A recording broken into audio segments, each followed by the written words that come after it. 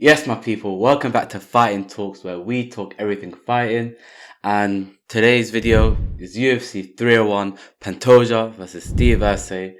And yeah, let's get cracking. First fight, which is Paul Craig, Borralho. The UFC's back in Rio, and I feel like it's always normal to stack him with Brazilian fighters. And we've got Borralho, and I just feel like this fight, 13th versus 14th. We know that Paul Craig, obviously, he's moved down to middleweight. He's currently 1-1 there. But we know what his game plan is. He's a big jiu-jitsu guy, big grappling guy. Borralho, I feel like he's just very well-rounded. The new gen MMA fighters, good on the feet, good on the ground. If he could just keep on the feet, dictate the pace. Currently 4-0 in the UFC. I feel like it should be a good win for him and a big scalp to take. We know Paul Craig, he's a vet in this game, he's a vet in the UFC. It'll be nice to see where Borralho's levels are at in this division and continue to climb that middleweight rank. So if I have to lock in a pick, I'm going to lock in Borralho by decision, maybe late TKO, but by a decision win in that fight. And then we move on to Michel Pereira versus Ihor Potieria. This is going to be a fun fight. I know Ihor Pereira was scheduled to be in the UFC Saudi Arabia card, but obviously his fight now has got moved to against Michel Pereira on this Rio de Janeiro card. And it's a late replacement for Michel Pereira, but I feel like it'll be a good test. It'll be a fun fight. I think both fighters will want to cause some chaos in this octagon. Ihor doesn't have the best record right now. The UFC is currently 2-3. But I feel like, again, similar to Borralho, I feel like this fight is catered towards Michel Pereira in this fight.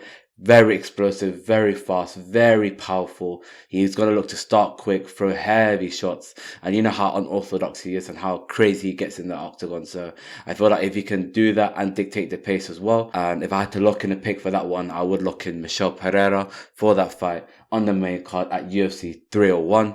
And then now we move on to an interesting bout, old guard versus new guard, Anthony Smith versus Vitor Petrino. It's going to be fun, this one. 10th versus 15th rank.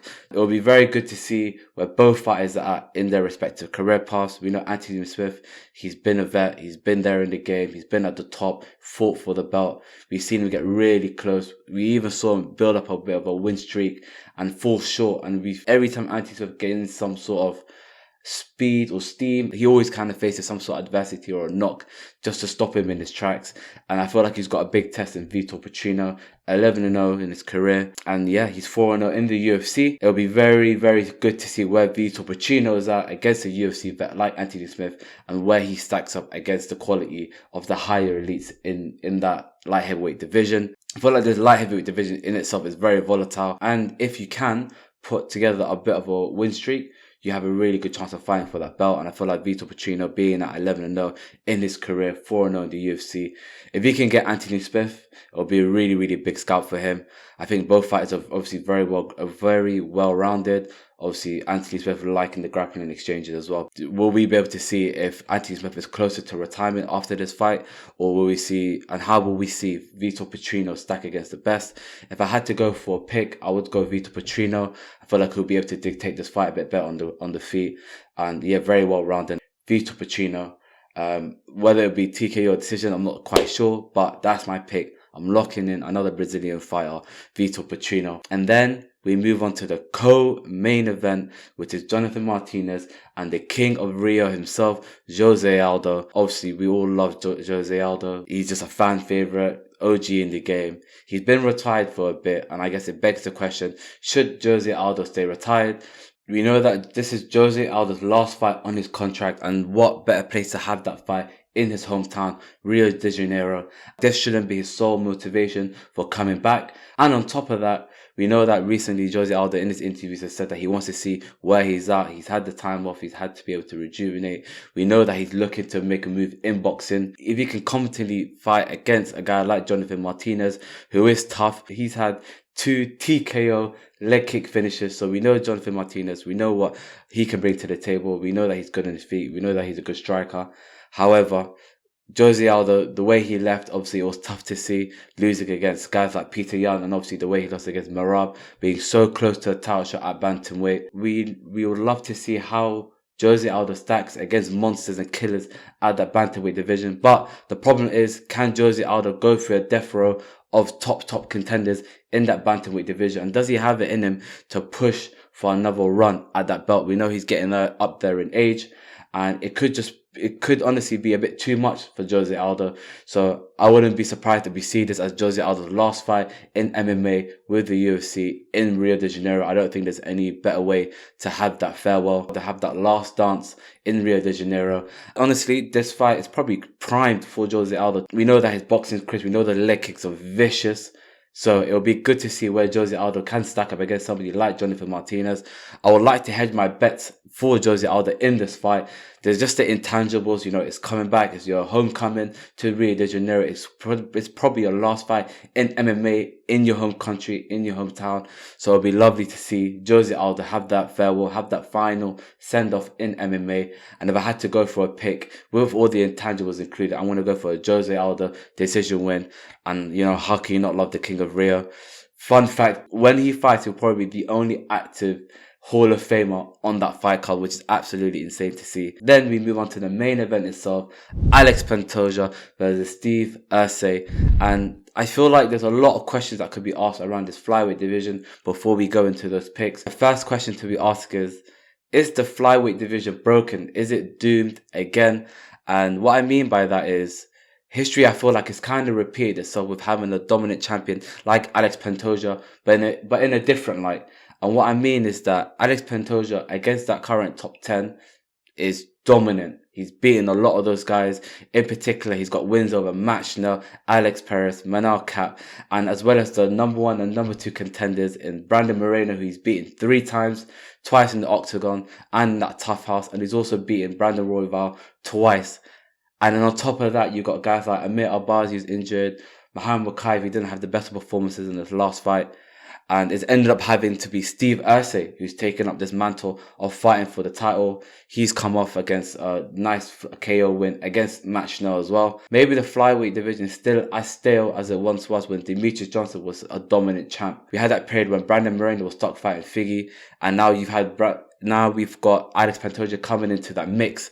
And being a champ at the top, all credit to him. He's done what he's needed to do. He's fought every single person he needs to get to that title.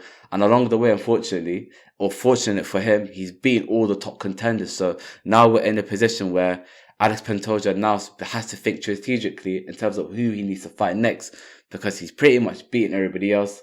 It would have been fun, in my opinion, to see somebody like Muhammad Mokaev or even the Manal Cap to actually challenge for Pantoja for this belt. However, injuries through other contenders, weight cut misses, lackluster performances has allowed Steve Erceg, coming off of a flush KO win, to fight somebody like Pantoja. And simply put it, I just feel like the flyweight contenders haven't done enough. It was disappointing from Muhammad Mokaev's last performance to not do as well. Who, in comparison to Steve Erceg on that night, won by a flush KO.